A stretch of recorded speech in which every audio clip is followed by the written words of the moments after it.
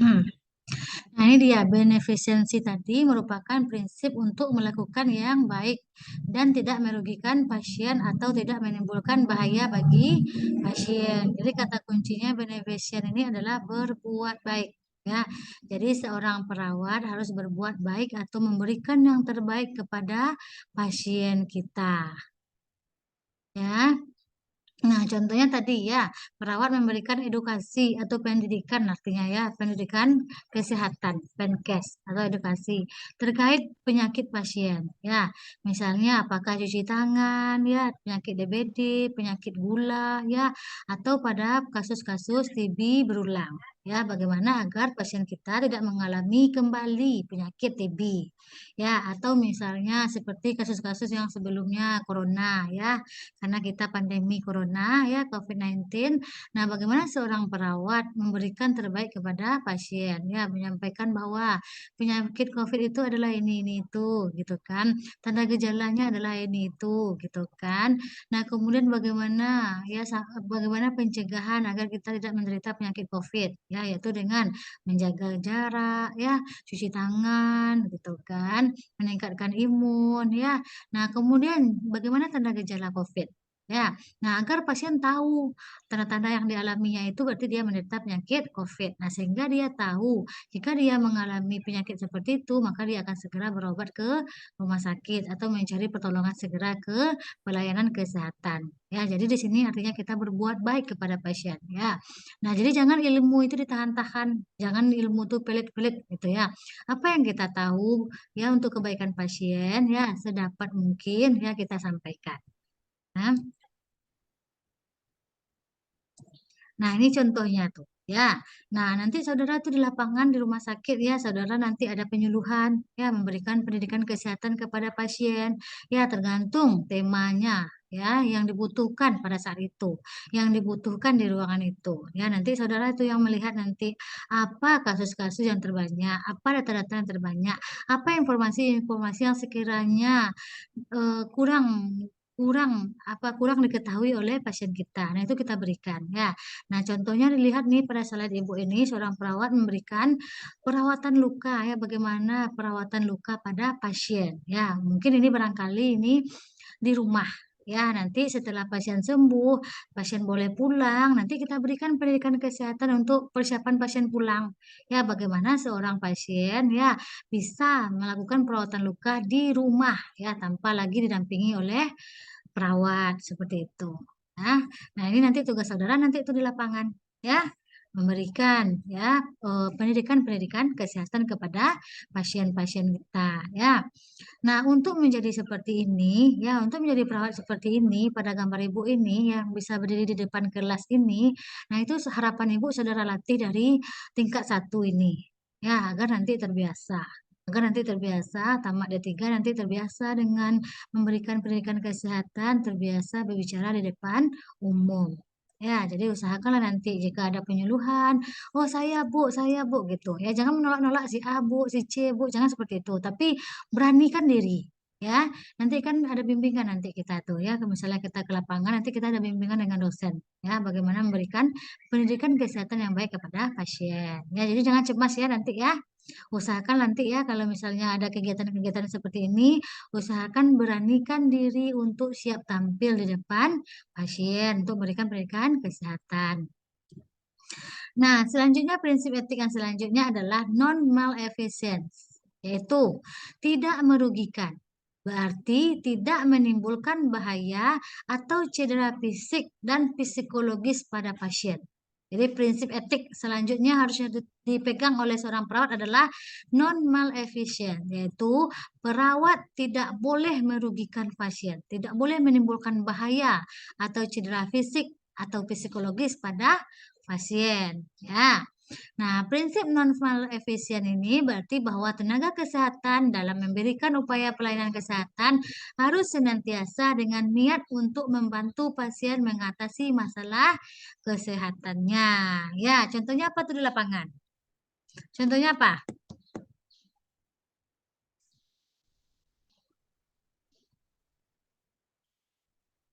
Contohnya apa? Ananda semua? Ananda, Dinda, sama? Contohnya apa tuh kalau di lapangan? ya. Kata kuncinya ya, Ibu tekankan, kata kuncinya adalah tidak merugikan atau mencegah pasien dari cedera fisik dan psikologis. Contohnya di rumah sakit, memasang bed rail atau pagar tempat tidur pasien. Tujuannya adalah agar pasien tidak mengalami cedera fisik, yaitu terjatuh, menyebabkan dia patah tulang misalnya kan. Nah, itu dia. Jadi kita pasang nih. Ya, kita pasang ya. Yang atasnya kita pasang, yang bawahnya kita pasang. Ya, nah kita tahu kan pasien-pasien yang dirawat di rumah sakit itu kondisinya tidak sehat, ya kan? Nah jadi kita wajib memasang, ya. Nah itu ada nanti tuh, misalnya pasien anak-anak wajib kita pasang, ya. Pasien bagaimana yang wajib kita pasang? Pasien anak-anak, pasien dalam kondisi-kondisi yang sangat lemah gitu kan, atau pasien-pasien lanjut usia itu wajib kita pasang. Nah kecuali misalnya pasien-pasien udah mau sehat, udah mau pulang. Ya, nggak apa-apa lah nggak kita pasang, ya kan? Nah, tapi kalau pada pasien-pasien dengan kondisi yang sangat lemah, ya, yang perawatan intensif, ya, itu wajib kita pasang pagar tempat tidurnya, ya, agar mencegah pasien dari bahaya cedera fisik, ya. Kemudian tidak cedera fisik saja yang harus kita cegah, tapi bahaya psikologis. Ya, contohnya misalnya dia cemas dengan penyakitnya, ya misalnya pada pasien-pasien dengan penyakit kronis yang telah lama dirawat di rumah sakit, pasien-pasien dengan penyakit kronis stadium 4, stadium akhir, contohnya misalnya pasien kanker, ya yang telah di kemo dan segala macam gitu kan, jangan sampai kita membahayakan psikologisnya, yaitu membuat pasien ini merasa cemas dengan keadaan penyakitnya, ya cemas, stres gitu kan, jangan kita sampai mengatakan ibu, umur ibu cuma 3 bulan lagi gitu kan, karena ibu udah menderita kanker stadium akhir gitu kan, 3 bulan lagi, 6 bulan lagi, jangan seperti itu. Ya, jangan sampai kita menimbulkan bahaya psikologis pada pasien. Karena harus saudara tahu bahwa bahaya psikologis ini lebih berbahaya lagi, eh, berlebih berbahaya ya, lebih sangat berbahaya ya, sangat merugikan sekali gitu kan. Bahaya kecemasan psikologis sangat berdampak kepada kesehatan fisik pasien gitu ya. Jadi jangan sampai seorang perawat menakut-nakuti pasien gitu kan, tapi jangan sampai pula membohongi keadaannya ya. Nah, itu maksudnya adalah prinsip etik non maleficence. Kira-kira sampai di sini paham? Paham, Bu. Paham, Bu. Nah, nanti kasus soal ujian ya, soal ujian atau kuis kira-kira seperti ini bunyinya. Ya, seorang pasien, ya seorang perawat tampak terlihat memasang pagar tempat tidur atau bed rail pasien. Nah, kira-kira apakah prinsip etik yang telah dilakukan oleh perawat tersebut? Nah, apa jawabannya?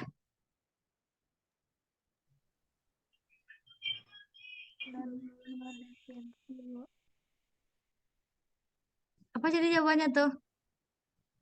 Normal efisien. Hah? Berarti apa itu? Prinsip non maleficent, Bu. Ah, ya, prinsip non maleficent. Jadi jangan ragu-ragu ya. Nah, kalau seandainya contohnya ini, ya, ya, hari ini pukul 10 seorang perawat akan memberikan pendidikan kesehatan terkait dengan apa misalnya ya kan? Terkait dengan bagaimana mencegah stunting. Stunting itu artinya pendek ya, mencegah stunting pada bayi, pada balita, pada anak. Nah, itu prinsip apa yang tegakkan perawat tersebut?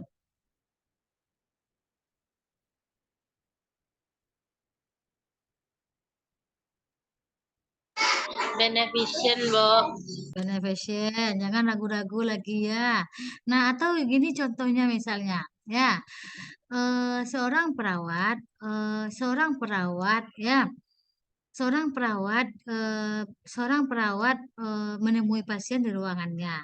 Nah, perawat tersebut akan melakukan prosedur injeksi, yaitu menyuntikkan obat parastamol injeksi kepada pasien, ke tubuh pasien melalui prosedur intravena. Ya, misalnya ya. Tujuannya adalah untuk mencegah hipotermi. Hipotermi itu adalah suhu di atas normal ya, mencegah hipotermi pada pasien. Nah, prinsip etik apakah yang telah dilakukan Udah bisa berangkat ya? Nah, sebelum melakukan injeksi, perawat tersebut meminta izin kepada pasien untuk melakukan tindakan tersebut. Prinsip etik apakah yang telah dilakukan oleh perawat tersebut? Otonomi, Bu. Anatomi, Bu. Ya, oke. Nah, kira-kira seperti itu contohnya nanti ya ujian ya. Nah, sekarang kita masuk ke justice, yaitu merupakan prinsip untuk menentukan ya, merupakan prinsip untuk bertindak adil bagi semua individu. Jadi setiap individu mendapat perlakuan dan tindakan yang sama. Sebentar.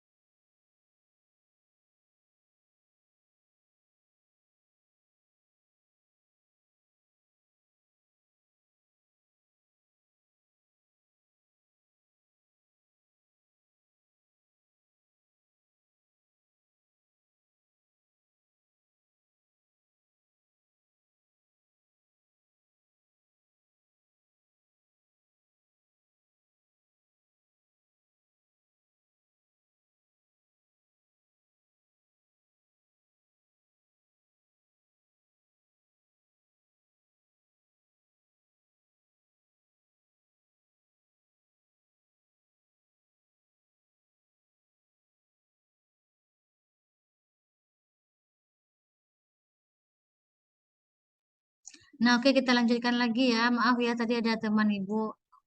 Nah, sekarang kita masuk ke prinsip justice, yaitu bertindak adil bagi semua individu. Ya, setiap individu mendapatkan perlakuan dan tindakan yang sama. Ya, tindakan yang sama tidak selalu identik, tetapi dalam hal ini adalah persamaan berarti mempunyai kontribusi yang relatif sama untuk kebaikan hidup seseorang. Ya, bukan berarti sama diinjeksi, semuanya bukan ya.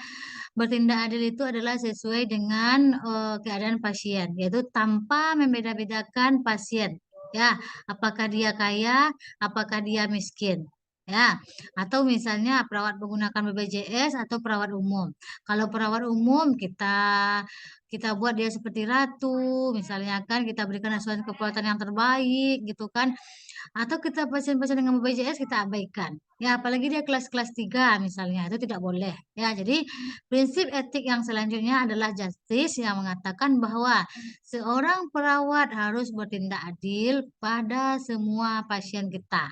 Ya, tidak boleh membeda-bedakan pasien dari statusnya, ya kaya atau miskin, pakai BPJS atau umum atau misalnya asuransi yang lainnya gitu kan, atau membeda-bedakan pasien dari kerabat kita tidak kerabat kita gitu kan, atau dari pangkat dan jabatan ya, misalnya anak bupati bupati gitu kan, anak polisi dan segala macamnya, itu tidak boleh ya. Jadi harus bertindak adil untuk seluruh pasien kita. Sampai di sini paham ya? Paham, Paham. Bu. Prinsip etik selanjutnya adalah veracity, yaitu prinsip moral di mana kita mempunyai suatu kewajiban untuk mengatakan yang sebenarnya atau tidak membohongi orang lain atau pasien. Ya, jadi kewajiban untuk mengatakan yang sebenarnya didasarkan atau penghargaan terhadap otonomi seseorang tadi. Ya, bahwa dia memerlukan fakta-fakta terkait dengan penyakitnya. Ya, informasi-informasi yang akurat dan mereka berhak untuk diberitahu tentang hal yang sebenarnya. Jadi, veracity di sini adalah kata kuncinya adalah jujur. Ya, seorang perawat harus bersikap jujur. Ya, memberikan informasi sejujur-jujurnya. ya, sesejujur-jujurnya, seakurat-akuratnya ya mengenai keadaan pasien saat ini. Ya, nah apakah pasien itu mengalami misalnya pendarahan, ya pendarahan di kepala gitu kan, atau misalnya ya saudara-saudara nanti ya misalnya tuh kan yang cowok-cowok misalnya bawa motor terlalu kencang ngebut-ngebutan, ada pendarahan di vesika urinarianya, di kantung kemihnya gitu kan, sehingga dia harus dipasang kateter, sehingga harus dirujuk ke rumah sakit tipe B, tipe A, atau seandainya dia harus dirawat gitu kan, harus dipasang ini pasang itu dan segala macam ya. Jadi pasti perawat jangan mengatakan kepada pasien, bagaimana Bu, Sus, bagaimana keadaan anak saya? Enggak apa-apa, Pak, baik-baik saja. Jangan seperti itu. Ya, kalau seandainya keadaannya tidak baik-baik saja, katakan sesungguhnya bahwa dia tidak baik-baik saja. Ya, dia butuh pertolongan segera. Dia perlu dirawat segera gitu kan. Nah, apakah dia mau dirujuk atau tidak? Kita jelaskan. Kalau tidak dirujuk akan berbahaya. Harus dirujuk segera untuk menolong atau menyelamatkan pasien, menyelamatkan nyawa pasien. Nah, itu adalah prinsip etik veracity. Ya, bagaimana seorang perawat harus diminta jujur ya mengenai informasi yang sesungguhnya kepada pasien. Nah, kemudian prinsip etik yang selanjutnya adalah menepati janji atau fidelity. Ya, prinsip fidelity dibutuhkan individu untuk menghargai janji dan komitmennya terhadap orang lain. Jadi, perawat setia pada komitmennya dan menepati janji serta menyimpan rahasia klien. Ya, kesetiaan menggambarkan kepatuhan perawat terhadap kode etik yang menyatakan bahwa tanggung jawab dasar dari perawat adalah untuk meningkatkan kesehatan, mencegah penyakit, memulihkan kesehatan, dan meminimalkan penderitaan. Ya, jadi perawat di sini adalah menepati janji, komitmen. Ya, nah contohnya gini, ya. Nah, jadi kita bisa masuk apa ya prinsip etik otonomi dan menepati janji di kasus ini misalnya kan. Permisi Pak, perkenalkan saya perawat Ramaita. Hari ini saya berdinas pagi dari jam 8 sampai jam 2 siang. Nah, apakah Bapak bersedia nanti saya pasang infus gitu kan? Tujuannya, sampaikan tujuannya. Ya, tujuannya adalah untuk memenuhi kebutuhan cairan Bapak sehingga Bapak tidak kekurangan cairan. Takutnya nanti ke Bapak kekurangan cairan, Bapak jatuh ke resiko shock atau hipovolemi misalnya kan. Nah, apakah Bapak bersedia? Bersedia katanya kan. Nah, kira-kira 15 menit lagi saya datang untuk memasang infus, Pak. Nah, kira-kira Bapak bisa menunggu sampai jam 11 misalkan. Bersedia, Bu, katanya kan. Nah, jam 11 kita harus menepati janji bahwa kita akan memasang infus pasien. Ya, atau contohnya mau memberikan pendidikan kesehatan tadi. Ya, nah kita memberikan pendidikan kesehatan atau penyuluhan kepada pasien besok, misalnya kan besok Jumat jam 9. Nah, kita harus komitmen ya bahwa besok jam 9 kita harus mulai penyuluhannya. Jangan sampai nanti pasiennya sudah menunggu-nunggu gitu kan, dan menunggu-nunggu lama. Akhirnya apa? Akhirnya pasien bosan. Akhirnya pasien bosan dan tidak percaya kepada perawat. Nah, akhirnya apa? Dia meninggalkan ruangan tempat akan memberikan penyuluhan tadi. Ya, akhirnya apa? Audien kita berkurang, ya audien kita tinggal 2, tinggal 1, tinggal 3, karena kita tidak menepati janji. Rencana penyuluhan jam 11, kita datang jam 12, akhirnya dia meninggalkan ruangan, akhirnya informasi yang akan kita sampaikan ke pasien tadi tidak sampai, tidak tepat gitu kan, tidak sampai kepada sasaran, karena yang menghadiri cuma 2 atau 3. Artinya apa di sini? Artinya di sini adalah perawat yang lalai, ya perawat yang tidak sukses melakukan pendidikan kesehatan karena rencana audiennya 20 orang yang tinggal hanya 2 atau 3 orang seperti itu ya. Jadi sebagai seorang perawat kita harus fidelity ya, yaitu menepati janji kita kepada pasien kita ya. Kemudian serta menyimpan rahasia klien, menyimpan rahasia ya, apapun yang kita temui ya pada pasien kita itu kita simpan rahasianya. Ya, misalnya kita melakukan perawatan luka pada bagian perutnya. Ya, misalnya dia banyak misalnya kulitnya hitam, jelek, misalnya kan banyak apa namanya itu banyak bekas-bekas luka misalnya kan. Itu jangan kita sampaikan kepada teman sejawat kita yang lain. Jangan sampai kita umbar. Ya, jangan sampai kita umbar kepada teman-teman kita yang lain. Tadi pasiennya itu, kulitnya hitam mana, buruk kulitnya le gitu kan. Nah, jangan seperti itu. Ya, nah misalnya kita mau mencuci rambut pasien, pasiennya banyak mana ketombe tadi ya gitu kan. Jangan seperti itu. Ya, banyak kutu dan segala macam. Ya, jadi menyimpan rahasia. Ya, apalagi pasien-pasien apa tuh, pasien-pasien mau melahirkan atau pasien-pasien operasi, itu kan semua badan ibu-ibu hamil itu kan hitam tuh. Ya, hitam, keropeng dan segala macam gitu kan. Nah, kita jelek-jelekkan gitu kan, jangan sampai seperti itu. Ya, misalnya ukuran payudaranya kita jelek-jelekkan, terlalu kecil atau terlalu besar atau begini dan begitu dan segala macam itu tidak boleh. Ya, nah artinya kita bisa menyimpan rahasia klien. Nah, nanti saudara akan disumpah nih, tamat D3 keperawatan, ada yudisium, ada nanti wisuda, ada disumpah. Bahwa disumpah kita akan melakukan yang terbaik kepada pasien kita. Itu ya. Jadi setelah saudara tahu bahwa prinsip menepati janji atau fidelity pada perawat ini, nah ke depan Ibu harapkan saudara setia atau komitmen menjalankan janji dengan pasien dan menyimpan rahasia pasien apapun rahasianya, ya tidak boleh diumbar ke teman sejawat atau ke pasien lain, ya itu tidak boleh. Ya, kira-kira paham sampai di sini? Paham, Bu. Paham, Bu. Oke. Ya, atau nanti kasusnya seperti ini Bu buat ya. Seorang perawat ya berdinas di Rumah Sakit RSUD Pariaman. Ya. Nah, pada saat offeran, perawat yang satu dengan perawat yang lain saling berdiskusi mengenai keadaan pasien, yaitu mengenai keadaan bahwa pasien itu ya, bahwa pasien itu memiliki misalnya ukuran payudara yang besar sebelah. Nah, sesama perawat, sesama mereka berkumpul di ruangan pada saat offeran pagi, mereka saling tertawa, menertawai keadaan pasien. Nah, prinsip apakah yang dilanggar oleh seorang perawat tersebut? Nah, prinsip apa kira-kira yang dilanggarnya itu? Menepati janji. Menepati janji. Ya, menepati janji atau fidelity bahwa kita tidak boleh pada saat kita offeran ya arti mengoferkan keadaan pasien dari dinas pagi ke dinas sore itu tidak boleh mengoferkan yang kejelekan-jelekan pasien tadi, keadaan-keadaan fisiknya itu tidak boleh ya. Yang perawat offerkan adalah bagaimana status kesehatannya.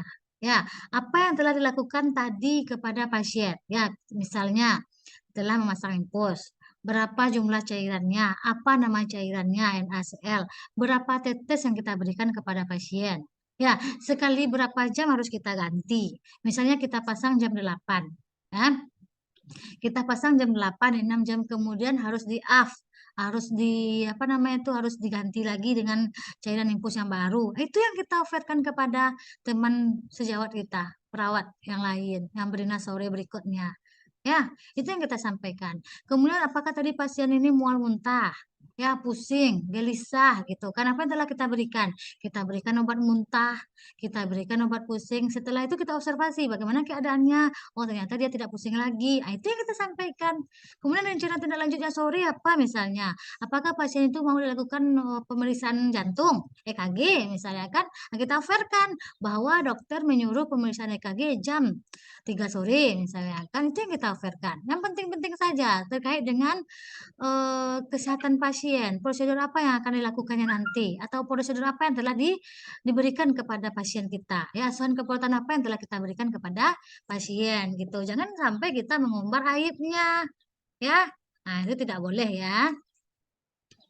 Selanjutnya adalah kerahasiaan atau confidentiality, yaitu aturan dalam prinsip kerahasiaan adalah menjaga privasi atau informasi klien. Segala sesuatu yang terdapat dalam dokumen catatan kesehatan klien hanya boleh dibaca dalam rangka pengobatan klien. Tidak ada seorang pun dapat memperoleh informasi tersebut kecuali jika diizinkan oleh klien dengan bukti persetujuan. Ya, diskusi tentang klien di luar area pelayanan, menyampaikan pada teman atau keluarga tentang klien dengan tenaga kesehatan lain harus dihindari. Ya, jadi informasi itu ya, segala sesuatu yang terdapat dalam dokumen catatan kesehatan klien hanya boleh dibaca dalam rangka pengobatan klien, yaitu kerahasiaan dokumennya. Ya, itu misalnya tersimpan di status. Ya. Nah, di rumah sakit itu ada buku status pasien yang menceritakan di sana bagaimana keadaan sakitnya. Ya, misalnya 3 tahun yang lalu dia memiliki riwayat penyakit ini, hipertensi, kemudian begini begitu dan segala macam gitu kan. Nggak boleh kita sampaikan ke yang lain. Ya, misalnya seng-seng tetangga bertanya, sakit itu di Anyo tuh, Anyo ada tuh, gitu kan. Tidak perlu. Ya, itu kita maksudnya adalah menjaga kerahasiaan, yaitu prinsip etik confidentiality, yaitu menjaga kerahasiaan privasi atau informasi klien. Ya, segala sesuatu yang terdapat dalam dokumen catatan kesehatan klien hanya boleh dibaca dalam rangka pengobatan klien, ya, kecuali nanti diminta oleh pengadilan misalnya kan, atau kepolisian misalnya kan. Nah, misalnya seseorang ini memalsukan keadaan sakitnya. Sebenarnya dia tidak sakit, tapi karena takut di penjara misalnya karena sesuatu dan lain hal, dia pura-pura sakit, kemudian minta berobat di rumah sakit, kemudian dia meminta ke dokternya, menyuruh dia menulis penyakit ini, penyakit itu dan segala macamnya, itu boleh. Ya, boleh kita berikan kepada eh, kepada yang berwenang, ya, yang membutuhkan, ya, membutuhkan bagaimana keadaan pasien kita ini, itu boleh. Nah, tapi di luar itu tidak boleh. Nah, itu kira-kira ya. PK budaya dalam praktek keperawatan kita lanjutkan minggu depan. Sampai di sini kita, ya, saudara memahami tentang prinsip etik aja dulu. Ya, takutnya banyak-banyak nanti tidak paham. Ya, tapi pahami saja dulu beberapa prinsip etik. Ya. Nah, yaitu ada berapa tadi? Yang pertama adalah autonomi, yaitu menghargai hak pasien. Ya, bahwa kita memandang pasien itu punya hak terhadap sesuatu yang akan kita lakukan. Jadi dia boleh menerima atau boleh dia menolak. Ya, terkait dengan asuhan keperawatan yang kita berikan. Ya, itu otonomi. Yang kedua adalah beneficence, artinya berbuat baik. Ya, bahwa perawat-perawat dituntut untuk berbuat baik, ya, kepada pasiennya. Ya, jangan menimbulkan bahaya bagi pasien. Nah, itu makanya Ibu sampaikan tadi, selamatlah kepada saudara semua yang telah memilih jurusan keperawatan sebagai jurusan masa depan nanti. Ya, karena di samping kita banyak pahala dalam melakukan tindakan, jika kita melakukan tindakan dengan ikhlas, jujur, dan baik, akan banyak mendapat pahala. Ya. Nah, selanjutnya adalah non-mal efisiensi, yaitu tidak merugikan atau tidak menimbulkan bahaya atau cedera fisik dan psikologis pada pasien. Nah, nah, contohnya misalnya pada pasien-pasien dengan risiko jatuh, pasien-pasien lansia, kita kasih dia gelang, ada gelang kita pasang di sininya, ya. Nah, itu dia, itu menandakan bahwa membutuhkan perhatian gitu kan, perhatian oleh perawatnya gitu kan, pemantauan gitu kan. Nah, itu dia. Ya, kemudian jauhkan benda-benda berbahaya di lingkungan pasien. Nah, misalnya gunting, pisau, dan segala macam yang takut akan membahayakan pasien. Ya, contohnya misalnya pasien-pasien setengah koma itu kan nggak sadarkan diri itu. Ya, bisa saja nanti diambilnya gunting dan segala macam nanti kan. Nah, itu dia. Jadi, jauhkan benda-benda yang berbahaya, ya, yang dapat nanti merugikan pasien atau mencederai pasien. Kemudian pasien anak-anak, jangan nanti dipakai bed dewasa, pakailah bed ukuran anak-anak, kemudian dipasang pagar pembatas semuanya, ya, jangan agar anak-anaknya tidak jatuh. Nah, itu dia kira-kira ya. Kemudian untuk psikologisnya juga, ya, jangan sampai perawat memberikan atau meningkatkan kecemasan kepada pasien atau dia membuat dia depresi terhadap penyakitnya. Itu tidak boleh. Ya, kemudian justice, tidak membedakan pasien yang kaya, yang miskin, yang ganteng, yang tidak, ya kan, yang jelek, yang berpangkat atau tidak itu. Ya. Kemudian selanjutnya adalah veracity, yaitu jujur, memberikan informasi yang sesungguhnya, yang akurat, dan akuntabel. Ya, itu dia. Nah, kemudian menepati janji. Ya, seorang perawat harus bisa menepati janji kepada pasiennya. Ya, jangan semena-mena saja gitu kan. Pasien sudah disuruh puasa gitu kan untuk mengoperasi gitu kan. Nah, kemudian kita lupa ya bahwa pasien akan diantar untuk ke ruangan operasi. Ya kan? Sehingga pasien udah puasa, udah menahan lapar dan segala macam, tahu-tahu operasi tidak jadi. berarti tidak menepati janji, ya. Kemudian menyimpan rahasia klien kita, ya. Kemudian menyimpan rahasia ini macam-macam nih, apakah dia perceraiannya, ya status perceraian dan segala macam, itu simpan rahasia klien kita. Ya jangan sampai pula kita jadi guncingan ya dengan perawat yang lain. Oh dia tuh sakit karena bercerai dengan suaminya, karena putus cinta dan segala macam, tidak boleh. Ya. Kemudian kerahasiaan tadi, ya segala sesuatu yang terdapat dalam dokumen catatan kesehatan klien hanya boleh dibaca dalam rangka pengobatan klien. Oke, kira-kira itu saja ya. Ada Ibu simpulkan juga tuh. Seharusnya simpulkan bersama-sama ya. Nah, kira-kira sampai di sini ada pertanyaan? Enggak, Bu. Tidak. Kira-kira paham dengan apa yang Ibu sampaikan? Insya Allah. Paham, Bu. Nah, kalau